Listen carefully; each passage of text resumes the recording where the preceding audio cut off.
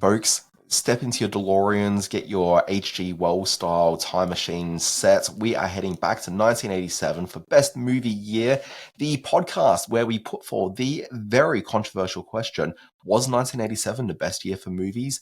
There's only one way to find out, and that's by watching a whole lot of movies from 1987. So we're doing it one movie at a time, one podcast a week, and we're going to find an answer to this in about 100 episodes' time. My name is Dan Barrett, joined here by my fellow time traveler. It's Simon Foster. Dan Barrett, hello. Good time to talk to you this time of day. And hello, everyone out there. Welcome back to Best Movie Year Ever, 1987, Episode 3. I'm very excited to be talking about this week's movie. I have a long and storied history with the film that we're going to be chatting about. Thank you, everyone, for the feedback on the first couple of episodes. We did Withnell and we did The Kindred, two films that really do speak of, you know, if ever there were two films that summed up the phrase January releases, it's those two films. But we're moving into an area that I think I'm very excited to talk about with this week's film. Yeah, look, let's just say it. This is 1987's The Stepfather. This is a film that I'd not seen previously, but when we first started talking about 1987, I had two thoughts. One, there's a lot of movies in 1987 that are near and dear to my heart. And two, there are a lot of films from 1987 I've heard of before and had a, at least passing interest in seeing that I hadn't. So this was a good opportunity to be able to do it. And The Stepfather absolutely fits into the second part of my, dreams and ambitions for the year of movies. Let's drill down a little bit on The Stepfather. First of all, I think now's a good time to have a look at the trailer. Morrison isn't his real name. What is it? God knows, we don't. His personal history was falsified and his prints were untraceable. It was possible Morrison had done it before. You can call me sentimental, I don't care. I have beautiful friends, I have a wonderful new family.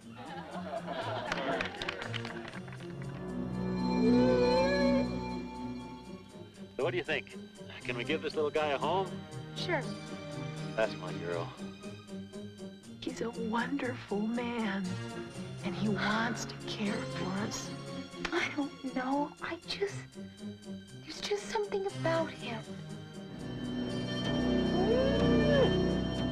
Oh, that guy in Bellevue that killed his whole family. Cut him up with knives. Maybe they disappointed him.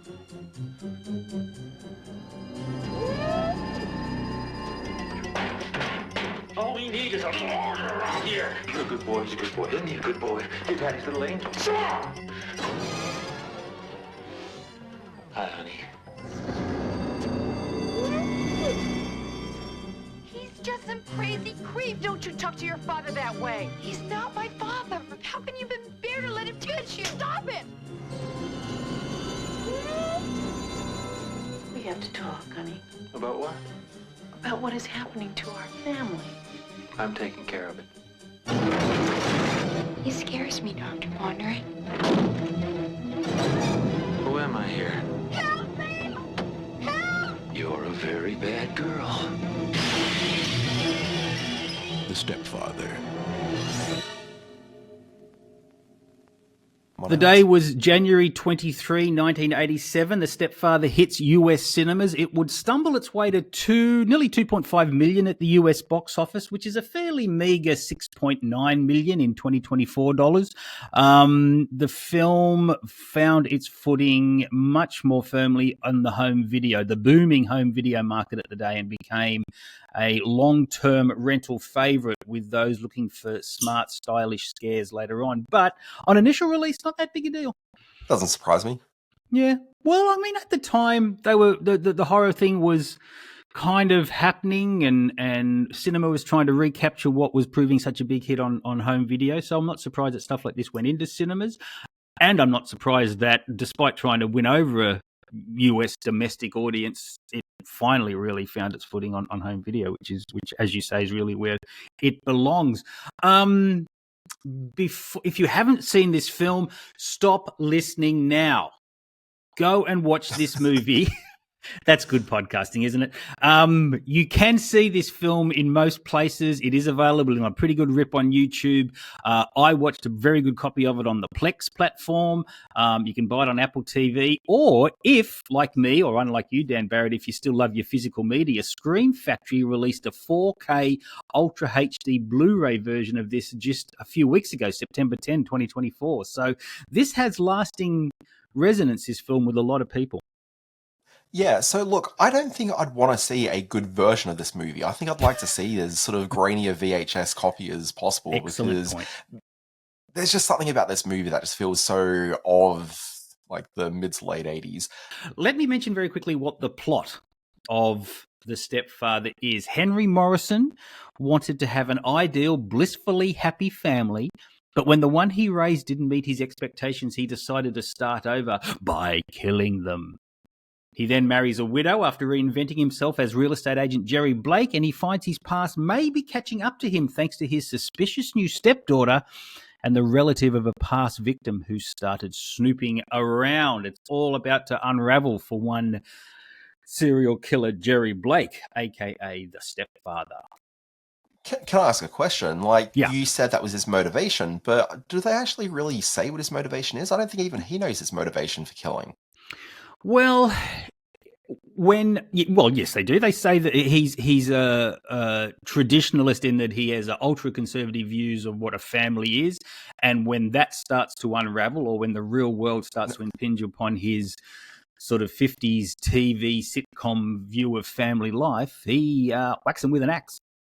Well, I'm going to argue against that because, I mean, we don't really know that much about his actual, like, previous family relationship, but there is a line that is given right towards the end as he's, like, suddenly about to go on his, new murderous rampage, where he gets confused for a moment and says, "Who am I again?" And then, like, he just sort of locks into who he is. It may just be that the identity that he's currently locked into is that conservative guy.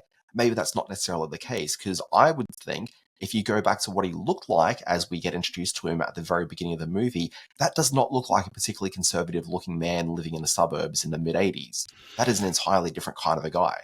That's an interesting perspective. I read it much more specifically as someone who, I mean, at one point he drops the line, "Father knows best." He does that very early in the Well, he show. does. I just think that the current incarnation of whom... I just think the current incarnation of the person we're seeing is a very conservative guy, and that's clearly why he goes off the rails with this personality. But I think that the fact that he has that line, "Who am I?" makes me think that he kind of just adapts and becomes like a different person based on the world that he just sort of found himself in. I think to do that dismisses a whole lot of this film, positioning it as a white picket fence horror story, as someone who's yearning for this old style. The fact that he still embraces Mr. Ed as a TV show, one of the photos that he sends to his daughter, or the when he interrupts the mail delivery from the Seattle Examiner to show that his daughter has sort of been waiting on. I get the impression that was Robert Reed from the Brady Bunch. That looked like his photo when it came. So he's got this obsession. He's got this deeply ingrained obsession with conservative, traditional nuclear family values that I don't. And I do absolutely take your point that, yes, that wouldn't be the bearded, more hippie sort of look that we see him first look in the mirror, which is when you see his peen. Okay, well, let's get to that in a moment. All right, let's get to the peen in a moment. All right, okay. Where do we want to start with? Do we want to start with the force that is Terry O'Quinn? Okay, so look, Terry O'Quinn, really interesting actor. So I first came across him in the mid to late 90s when he was the co-star of the TV show Millennium. Mm-hmm. So the Millennium, if people remember that was Lance Hendrickson leading a TV series that was from Chris Carter from the X-Files, which was my entry point into it. Terry O'Quinn in that, like easily one of the... I don't even know if he's in every episode of that, but he's certainly, in most episodes of it. The joke of the show, and they made reference to it once, was he has this amazing moustache. Okay, but Terry O'Quinn, at that point, jobbing actor. Okay, so his biggest claims to fame at that point had been in The Stepfather. Yes. Off the back of The Stepfather, he was offered a whole bunch of serial killer roles, and the only one he ever accepted was The Stepfather Part 2, because he came back for the sequel for this, but not the third film in the series, which is notable, or the remake, which came out, 2019? I think. Something like that. Yeah. So he sort of found a bit of cultural cachet against, within sort of nerd circles from Millennium, a show that wasn't really particularly that successful. Did 3 seasons, but I don't think he was even really sort of anywhere past the first 2 of them. Made an appearance in the X-Files movie, and then I didn't really sort of see much of him outside of like occasional sort of TV appearances, but hit the big time with the little TV show called Lost, Yes, which he is his did. biggest role. Played the character of John Locke. When that show started, the conversation point he had in a lot of interviews was that he was planning on giving up acting at that stage in his life. He was in his early 50s. He had given it a good go. For the last couple of years, he just wasn't really financially sort of being able to, keep things going. He was concerned that in a few years' time, he just wouldn't really have any money to live off. So he was like, look, I'm going to do this year of pilot season. If anything takes, then fine. But otherwise, I'm not doing it. But, obviously Lost came along, became a big cultural sensation. I think he's done just fine out of it. Yeah, I must admit that Stepfather had a significant impact on me when I first saw it, and I'll get to the nature of how I first saw it a little bit later. But I have always sought out Terry O'Quinn based on his performance in The Stepfather, and I've seen him in yes, I absolutely remember Millennium, and of course remember Lost. Whenever what about his moustache? I love his moustache. I've seen his moustache in many movies as well, being adapted by other actors. I find him such a compelling presence, and he so embodies this, both the yin and the yang of this serial killer character in The Stepfather. I was always really interested to see what he did later. So Terry O'Quinn is a huge plus for me, and I'm sort of jumping the gun here, but he's clearly this film's MVP, and the highs and the lows that he brings to this character. Let's move to Jill Sherlin, who plays the daughter in this one, and I think I'm pronouncing that right, Sholene or Sholin. Sure. Such a perfectly pretty 80s teen, but also a very good actress. She can turn on the tears when she remembers her late dad in this film, and in scenes with Shelley Hack, who plays the mum. She has some real world chemistry here. There's a legitimate sort of beating heart to this story, and that is embodied by an intelligent and better than average sort of final girl performance from Jill Sherlin, who I was. You know what? Sorry, just can I follow that sort of thought through? Yeah. You're saying it's a better than average performance. I think that's just the thing with this movie. Like, it is just better than average. It That's is exactly a film right. which the entire movie should just feel like disposable schlock. But you've got this, from performances, you've got this amazing Terry O'Quinn performance at the beginning.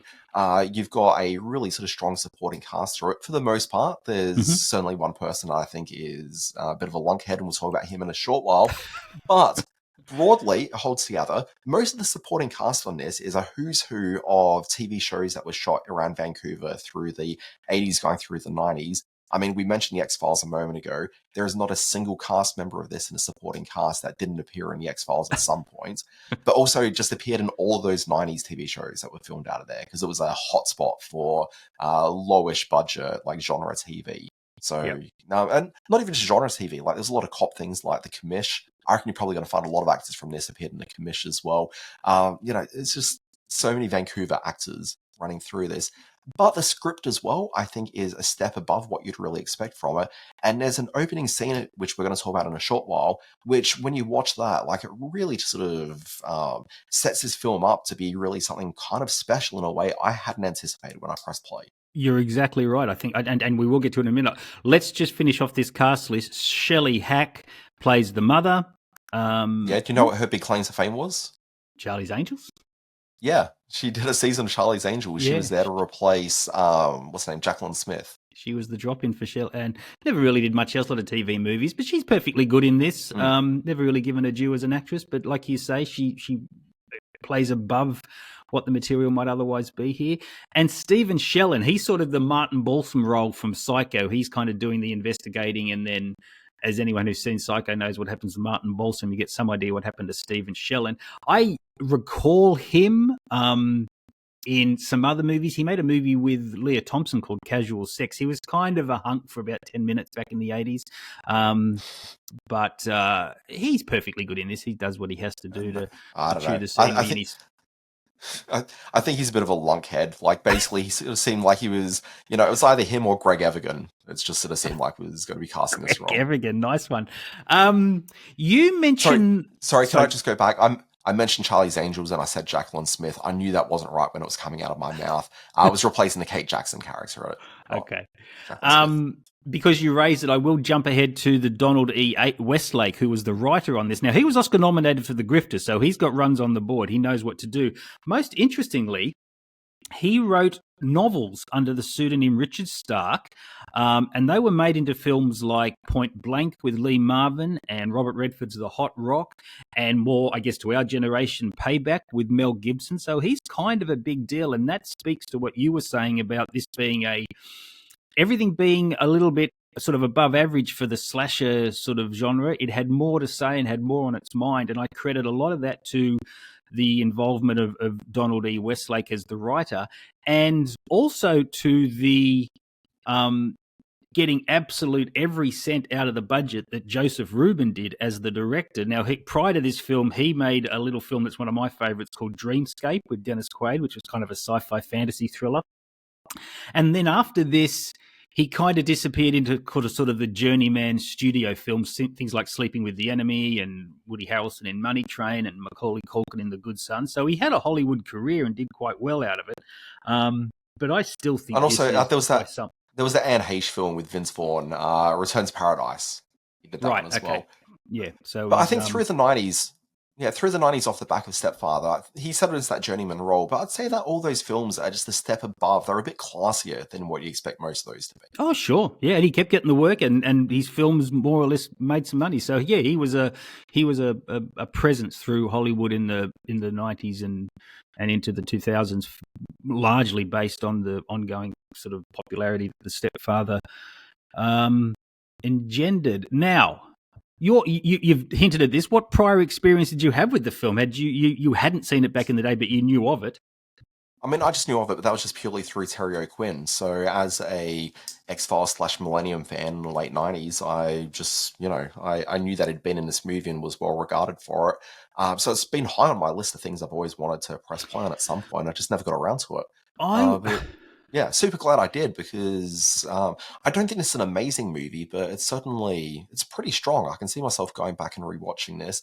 But can I just offer a thing before we talk about your experience with it? Yeah, sure.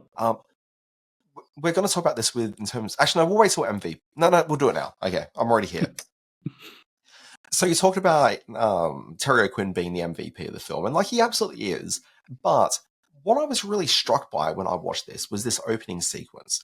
So the opening sequence has Terry O'Quinn, and he's there in his full bearded sort of, post-60s looking hippie vibe he's got about him. And it's very much about him sort of going through a bit of a transformation from the guy that he was to who he's about to become. And we sort of see him in the bathroom with some Terry O'Quinn pain, which I certainly hadn't expected. Not at all. I saw a lot more of Terry O'Quinn in this film than I ever really thought I'd ever see of Terry O'Quinn. He's holding it together pretty well. But jumps in the shower, he ends up leaving, and all you've really seen of him at this point is him going through the shower. When he comes downstairs, you realize the sort of gravity of what's been going on in this guy's life. Exactly. He's just murdered his family, and it's not like you just sort of see a hidden part of a body somewhere, and you sort of get the idea that he's murdered people. You're seeing piles of his family. Literally just all over the lounge room. It is a truly shocking opening to the film, not unlike...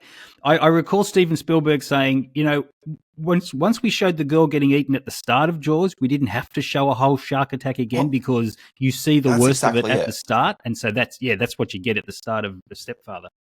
And that's 100% what I just want to say then. This is a really bloodless movie up until the end, okay? But there is so much menace that exists in his film because you've been shocked into it from the beginning, and you can see what this guy is capable of, that when he's, introduced as he's now set up with this new family, the pit of your stomach is absolutely in knots, because this guy isn't just bad news, but he can do some really just ghastly, terrible business. And that holds it through for almost the entirety of the movie. I think it falls apart a little bit before it reaches its final act, but broadly, it really is just trading off that opening sequence at the beginning for the good majority of it. And can I just say that what proves him to be a true psychopath is how beautifully he cuts his hair looking into the mirror. He gives himself one of the best haircuts that I've ever seen on screen when he's cleaning himself up at the start there before he stumbles down the stairs and steps over the horrific scene that he's just created. And this is going to come up a little bit during this podcast. In 1987, I was the publicity coordinator with Village Roadshow Films.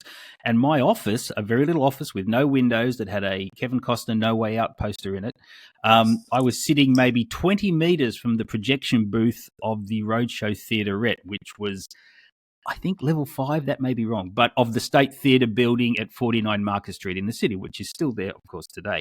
Now, I would sneak in there into the projection booth and I'd sit with Kevin, the projectionist, a terrific guy who's no longer with us, and I'd watch films that were being screened. And the booth, the theaterette, was often rented out by companies to have a look at their films, and as was the case with Virgin Video, which was the film's Australian distributor. It had a small cinema run here in Australia just to give it a little bit of oomph on home video, but it largely was Virgin Video's big Australian release for that year. So I first saw it with the film whirring around next to my head, looking through the glass window of the Roadshow Theaterette projection booth. And even in that environment, I recall being really rattled by this film and just thinking what a terrific piece of genre filmmaking it is. So that's my prior experience. And I would like to just point out, you mentioned No Way Out, which we will be talking in about 52 episodes' time. That's exciting. Okay, let's really take a stand on this film and see.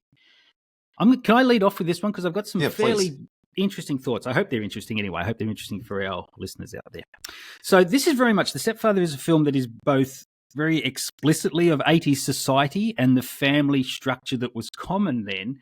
And it's also one that I found really spoke to the state of affairs in America right now.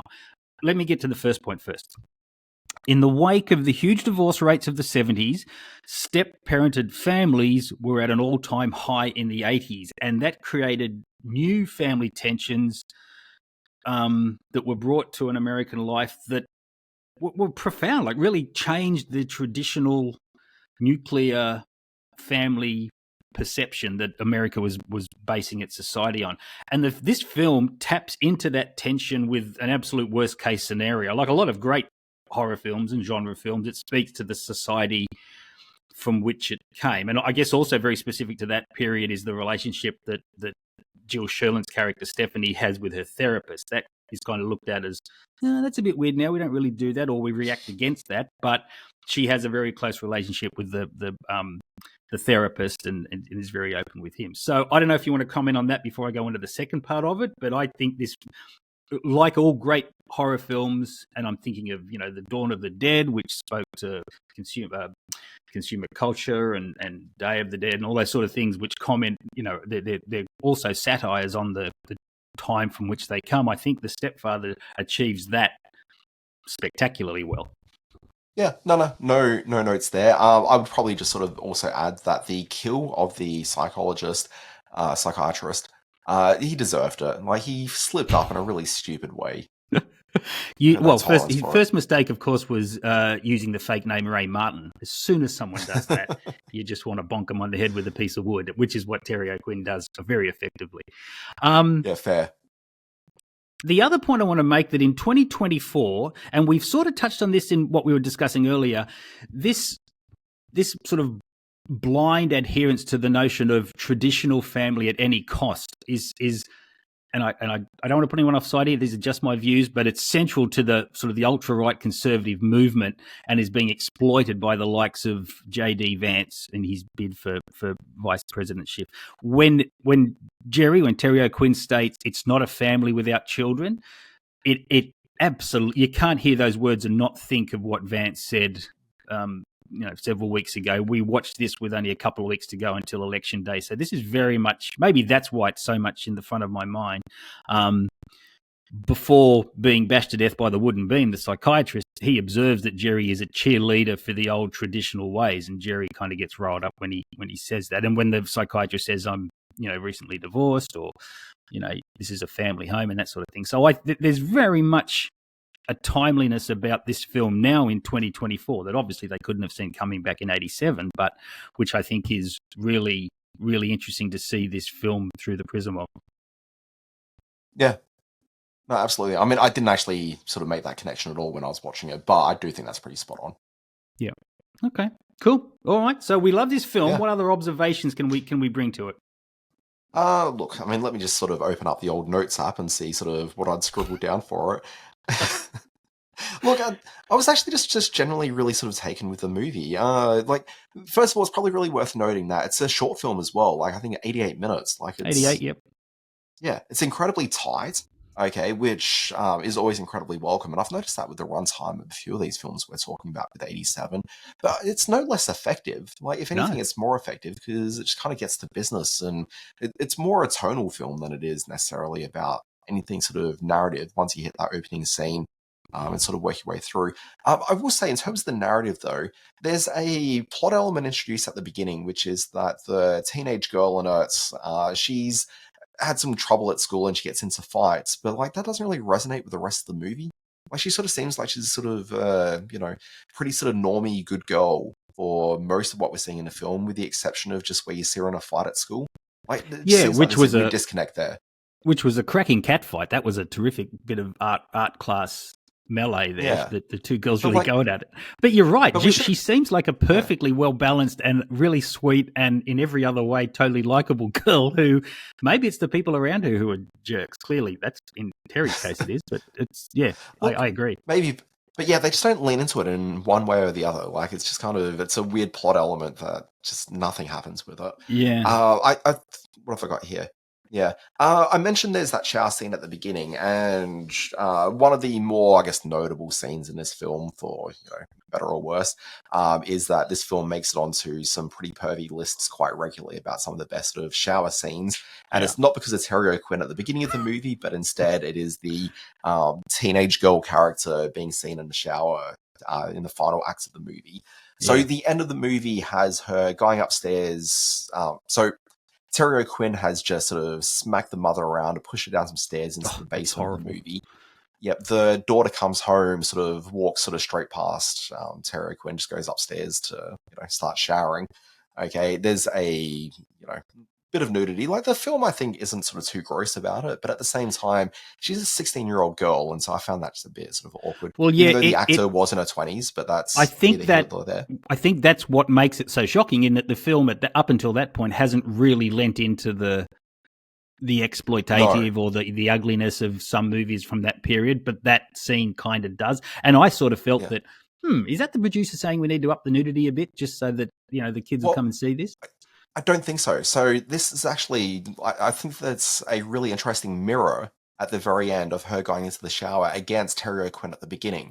So essentially what you've got exactly same camera angle. Yeah, you're absolutely right. It's filmed the same way. So what you've got is Terry O'Quinn, he's just gone and murdered his family, but he's gone upstairs, he's showered himself, and then it's about him sort of going through like a butterfly sort of, emerging as like the new version of itself and walking out into the world, which is why I come back to that idea that who he was in his previous life, I don't think is that reflective of who he is in the next life. I think he's gone through his crystallysis, if that's the way you pronounce that word. Nice try. But is it the way you pronounce the word? Do you know better? Who knows, Simon?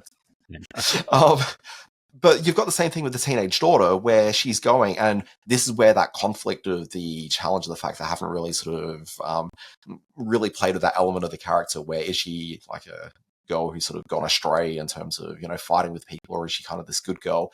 But if you're taking her as the good girl that you see her for the majority of that movie, she goes upstairs, has that shower, and when she comes out of it, that's when she moves on to that next phase of her life, which is disposing of the stepfather. Yeah, for sure. Okay, she's able to become murderous because she's come through that shower experience. And so that's why I think it's a lot more intentional, but that scene does make it on some pretty pervy lists, and so it kind of gets a bit more awkward, but that's viewer response as opposed to the actual text itself. Some of my observations, this film, The Stepfather, absolutely defies horror movie etiquette by introducing a cute, fluffy dog in the opening minutes. They're not killing it. But although it came close. I felt so nervous. I felt so nervous about that dog at the end of the movie. I know, that was a very unpleasant scene, but it survives, spoiler alert. I was really taken by the moment when Jerry and his new wife, Shelley Hack, doing a bit of the bedroom antics, and the camera pans around and it shows Jerry's utterly passionless and totally removed face, as if he goes somewhere else just to perform these acts. He's clearly a very sexually pent up and frustrated individual for whom the act of sex is in no way pleasurable and should only be an act of procreation. So that kind of said to me that yes, he's disgusted by the whole notion of anything physical and has such as a very sexually repressed inner person. Yeah, I mean, I was going to say, like, maybe the sort of sexual act for him is the, wanton murder, but also, I mean, you kind of assume that shower scene would probably have gone a different way if that was the case. So I don't think that's necessarily the case. It is the perfect. Her bedroom is the perfect 80s bedroom. There's a U2 cassette. There's a Born in the USA poster. She's reading Essie. The teenage girl, yeah. She's reading S.E. Hinton's The Outsiders, but she's reading the movie tie-in version of The Outsiders, which I thought was very cool. I'm thinking, yep, I know this bedroom. Absolutely. This is exactly as it was back then. And there's some Aussie flavour in here too. There's a very small part of the movie where somebody clearly had an Aussie moment. They're playing the Divinals' 1985 hit Sleeping Beauty, and in a little off-the-cuff remark when he pulls up on his motor scooter, she calls him the Road Warrior. So I thought that was a very cool little Aussie nod. And I've just got to say, more than anything else, and I know we're going to come across this through this podcast, and I'm so looking forward to it, but so far, this is the greatest collection of cardigans and jumpers I think I've ever seen in an 80s film. Even when Stephen Shellen's character goes to the firing range, he's wearing this big chunky knit jumper, which I thought, yeah, that's gun shooting clothing. So yes, and she has got the most beautiful collection of cardigans you've ever seen. And even Terry O'Quinn, when he's giving the speech at the barbecue, he's got this pattern which looks like, God, the floor of a garage. It's just all these different patterns going everywhere else. But so yes, a lot of great 80s fashion, which I know we'll comment on going forward, but it's a good place to start with this one. Yeah, look, absolutely. I mean, I will say the fashion didn't really jump out at me. It just kind of seemed like it was standard sort of Vancouver knitwear. It probably still is. Having watched The Stepfather, I realise now how long a passage of time has gone between since I last watched this, and I did watch this a few times on VHS back in the day, and how films of the period shot on film looked then, and I'm just like, it actually made me really excited for the weeks ahead for this podcast, because I think I'm going to be watching a lot of things that I have, ingrained in my brain, but that I forget the details of, and seeing things like the big chunky jumper and her wearing a giant chunky cardigan, but then rolling the sleeves up. Oh my God, that was so 80s. It was such a joy to roll up the sleeves of your big chunky cardigan. So, we've touched on this most memorable scene for shock value. Clearly that opening reveal, which we've mentioned. Also for me, is her reaction when Jerry does the big freak out in the cellar after he's read the newspaper at the barbecue, and he goes downstairs to the cellar and she's getting some ice cream and gets to witness him do his temper explode. And I thought, okay, you know what? now I get that. Like, it's a bit of a showy scene. I actually like that scene beforehand, watching Terry O'Quinn, like, just having a very nervous freak out quietly as he realizes that his, story is being reported in a paper like a year and a bit after the murder's taken place. To me, like, it's sort of, he realizes, hey, look, the walls could be crumbling down around me. And to me, like, that's kind of as impactful as the opening scene was. Sure. Like, the scene that I'm probably going to remember best is at the end, midway through, as is at that barbecue, being the pleasant, nice guy that he is, and then trying to bring over that kid and try to change the conversation a bit to give him a pirate hat. I thought was kind of interesting. final thoughts. It was, for me, it was sequeled. Like you mentioned before, there was a couple of sequels for this one. They tried to turn him into a Freddy Krueger type of 80s slasher villain, and they were just terrible. Like I know why they did it, for purely commercial reasons, because it proved such a big hit on VHS, but without the context of, and this was the problem with the remake, which I think was further back than 2019. Maybe not. No, it was Penn Badgley in it, so maybe it wasn't that far back. But without the context... No, sorry. No, you're right. 2009. Oh, okay. All right. Without the context of the whole latchkey kids generation and broken families that I mentioned earlier, it's just kind of like a mean guy slasher movie that plays on step-parent fears. So it's okay, but it's nowhere near as effective.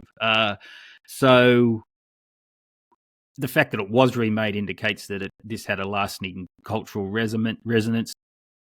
Recommend to watch? Absolutely yes. Over to you.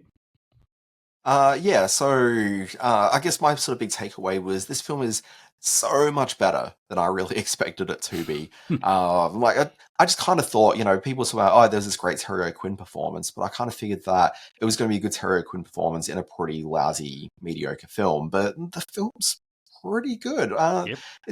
It's probably got 4 acts to it, and by the time it reaches sort of Act 3, I think the film is sort of treading water a little bit. It kind of just wants to get to the end, and we were talking about that idea that they hadn't really done enough with the teenage girl. There's like a subplot with the boy that she's kind of interested in, and that kind of the only sort of way that scene, the like storyline resolves itself, is they have a bit of a pash on the front deck, and that's when the stepfather steps out and he's practically raping her. Yeah, and like that scene, it didn't really play that well for me. But also, I just kind of thought there was something else that was needed, which is like the guy trying to, like the boyfriend, like coming through trying to, help her or do something. But instead, that guy just kind of disappears from the movie. But it just kind of felt like just from that point into, like, between that scene and the end of the movie, it's just treading water and it's just missing something. It should be the girl's lashing out. We should see a bit more of the tension she has. It should be something about the boyfriend. There should be just something, and it's not. And that's the only point. But there's also only like 7 or 8 minutes worth of film. Like it's such a short film that it's kind of nothing. And when you saying treading water there made me realize the one part of this film that fell apart for me, and it is an element.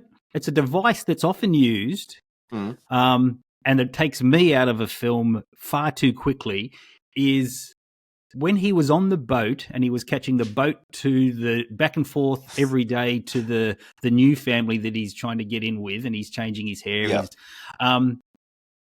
Using the device where people put on wigs and makeup to fool people and expect that to work, I think is really stupid. It's why, and I know this is sacrilegious to say so because it's a film that's adored by so many people, but I don't love Mrs. Doubtfire because it takes me right out of the moment every time he has to get back into all that get-up to look like an old woman.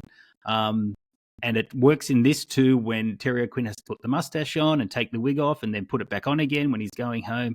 It seems like such a labour-intensive and open to a problem that it's using makeup and is just stupid to me. So that was the one point where I went, okay, I'm out of this now. But that, like you say, that was only for a short period and I bounced back. Yeah.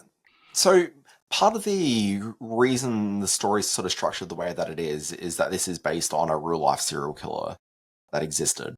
But I kind of felt that what worked for me about the movie was the idea this guy was kind of a bit animalistic and sort of, it was kind of, would take opportunity and build a life around that and then kind of just move on to like that next phase of his life when, it all sort of falls apart on him. But the plot introduction of that idea that he had been traveling to a new life and setting up a new life before he disposed of his previous one, like that just didn't really quite sit right with me. Like it just kind of, I don't know. There were just a few elements where I think a few years from then, like I don't think they probably would have played into it as much. Just purely because it'd be a bit more removed from the guy they were basing it on, and I think it would have been its own thing.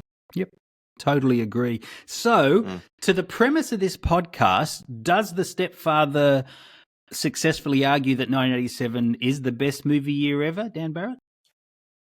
100%. When we first 100%. created the spread, Yeah, when we first created the spreadsheet of movies to play off, this was going to be the first one we were going to do for the year. And like, if we'd start off with that one, like, what a way to kick off the year! Like, it I know. is creepy and memorable, and I'm going to be telling people to watch this one for years to come. Next week, we move on to episode 4 of Best Movie Year Ever 1987 with the comedy Outrageous Fortune with Bette Midler and one Shelley Long. One of those actresses went on to a huge and successful film career. One did not. Yeah. I don't know, like, Bette Midler's had always like a bit of a weird career. Like, she's never been like the biggest movie actress, but she's suddenly been. Oh, I guess, back in the day, maybe not back in even- the 80s, see, she was. She absolutely was. The Rose and... No, but like, we're talking about a 1987 film. I think this is kind of like sort of. I wouldn't say peak Midler, because I don't think that really happens until Beaches, which is like, what, 88, 89. Beaches, Ruthless People, yeah, stuff like that. Anyway, Outrageous Fortune, 87? which I have not seen since back in the day. I know I watched it once and probably had a bit of a giggle, but I remember very little about Outrageous Fortune. Yeah, I'm sure I've seen this as a kid, but I don't know that. One, I probably maybe watched more than a few minutes because I was just a kid, and that was maybe a bit too adult for me at the time. Like, being 7 years old, like, I'm definitely on that cusp of, if it wasn't, all the films we're going to talk about here are films that I came to like in a couple of years that followed. Yeah. Like, it wasn't stuff that I watched in 1987 at all. Really, you weren't a 7-year-old watching The Stepfather. Who'd have thought? That would surprising. explain a lot. Yeah. For some reason, with Noel and I, it wasn't necessarily something that resonated that much for me as a 7-year-old. I can imagine your parents putting you down to bed by, just put him in front of the Kindred for a few minutes. That'll help him sleep. Yeah. All right, Dan Barrett, good job this week on the podcast. Sign us off. Okay, folks, if you enjoyed this podcast, we will be doing this for another, I don't know, many, many weeks. We do have Outrageous Fortune coming up next week. In the weeks that follow, there'll be films like Radio Days, Light of Day, another film I don't actually know at all, but I'm pretty curious to give it a look. Mannequin, Over the Top, Nightmare on Elm Street, Some Kind of Wonderful, Lethal Weapon, and it just keeps on going on and on and on, and it starts getting some pretty big titles straight after that. Like, Lethal Weapon really... Oh, Nightmare on Elm Street, I guess, probably kicks this off into some big remembered films. But if people want to track us down, first of all, check us out at our website, bestmovieyear.com. We've got our YouTube channel, which has got the same name, and the podcast. Just do a search for Best Movie Year. You'll find us here each and every week talking about 1987. Outside of this, if you want to find us, we do another podcast called Screen Watching. It's a weekly TV and movie review program. I do a newsletter called Always Be Watching. Find that at alwaysbewatching.com. It comes out 5 days a week with all the news and information you need about TV, streaming, film, games, virtual reality, God knows whatever else. Simon, you've got a website as well. You do movie reviews. What happens? Yeah, screen-space.net. I do a whole lot of stuff over there, a bit of long-form film journalism. Keep it alive, folks. And yes, you can watch closely. I'll be releasing some film festival news that I also do in Sydney and Melbourne in months coming. But this has been fun. I'm enjoying this podcast. I hope. Look, it has been. Sorry, Simon. I was just going to say, people should sign up to the newsletter at bestmovieyear.com. And with that, you'll receive a update when there's a new podcast release, which will be pretty much weekly. And then on top of that as well, I think Simon's going to be putting this together, and there'll be some trivia in there, some behind-the-scenes photos, and just a whole bunch of extra material. It's what I live to do. Yeah, absolutely. Folks, this has been Best Movie Year. We'll be back next week with Outrageous Fortune. I am excited. Folks, we'll see you then.